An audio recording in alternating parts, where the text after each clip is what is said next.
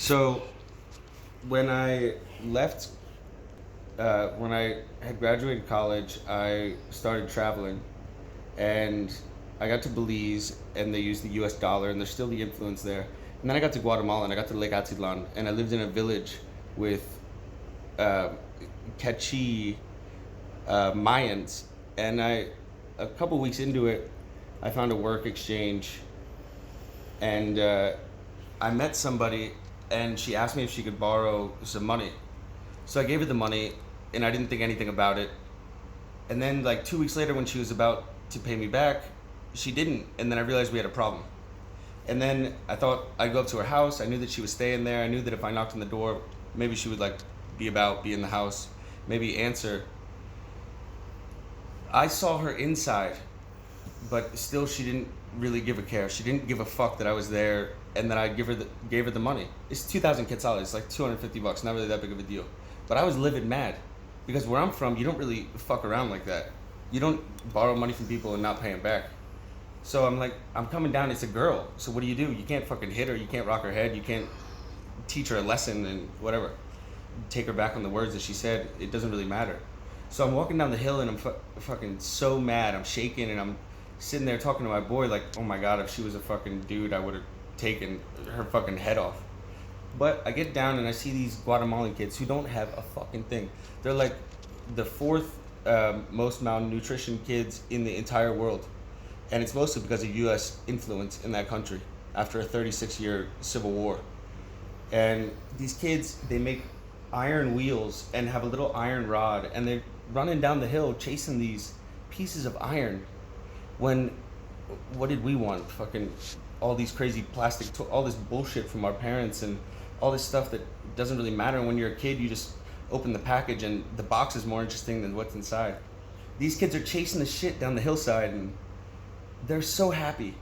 I saw that. These kids bare feet with big bloated bellies from being malnourished after 3 weeks in a third world country. And I thought, life is not about money. I can't be mad at this girl. Look at how these kids live on $1 a day. Like, who am I to say that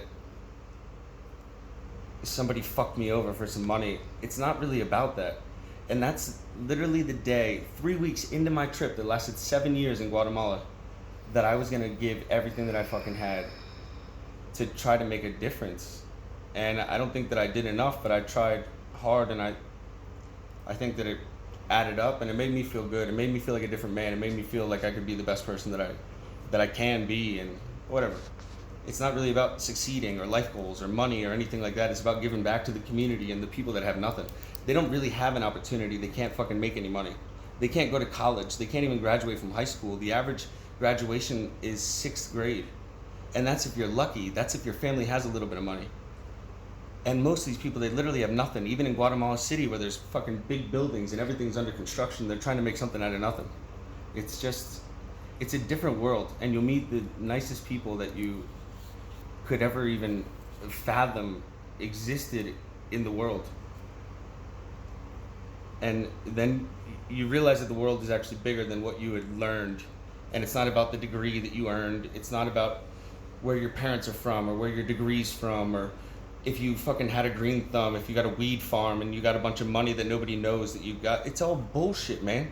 What it's about is personal happiness and being around people that take you for yourself in your greatest state. When you look at yourself in the mirror and you're just grateful to be alive. When you look at yourself in the mirror and you don't think, that's me. When you look at yourself in the mirror and you're just happy to be in the world and to believe in the people around you. And it's the perspective that you see. And for me, I think it's world travel. Other people do this by working in a hospital and working with kids that have cancer and seeing people on their deathbeds, and when parents are saying help me and they don't have an answer. It's just things that you can't ignore. But for me, travel really is the way to see that the world is bigger than us. And it really, truly is. I always say the world fits right here in your palm. It's a 4-hour flight to Guatemala.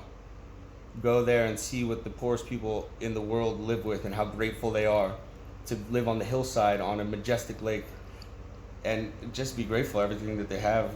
all day long. It's a different world. Not just Guatemala. Go to Spain, go to Portugal, go to Peru, go to Colombia, go anywhere.